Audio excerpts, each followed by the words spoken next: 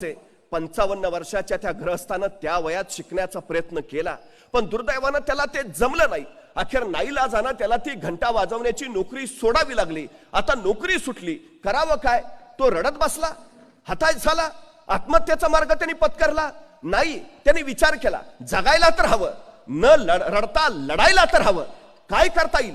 मला संधी आजूबाजूला आहेत का? आणि त्याच्या लक्षात आलं, मंदिर प्राचीन आहे, गावोगावीचे देशोदेशीचे भक्त येतात, गर्दी प्रचंड आहे, पण या मंदिराच्या आवारात जर कुणाला चहा प्यावासा वाटला तर तिथं एकही चहाचं दुकान नाही. जगण्यासाठी, पोटाची खळगी भरण्यासाठी त्यांनी मंदिराच्या बाहेरच्या आवारात एक छोटी चहाची टपरी टाकली. आणि बघता बघता तिथं दुसरी चहाची टपरी नव्हती, उपलब्धताच नव्हती. आपोआप त्याचं चहाचं दुकान उत्तम चालायला लागलं. कौशल्य होतच, चवही दिली. बघता बघता त्याचा धंदा आणखी जोरात वाढला. काही दिवसातच त्या छोट्या टपरीचं रूपांतर त्याने एका मध्यम हॉटेलमध्ये केलं. तिथंही बरकत आली. बघता बघता त्यांनी मोठं हॉटेल बांधलं. आणखी पैसा येत राहिला. बघता बघता त्यांनी 3 स्टार हॉटेल तयार केलं.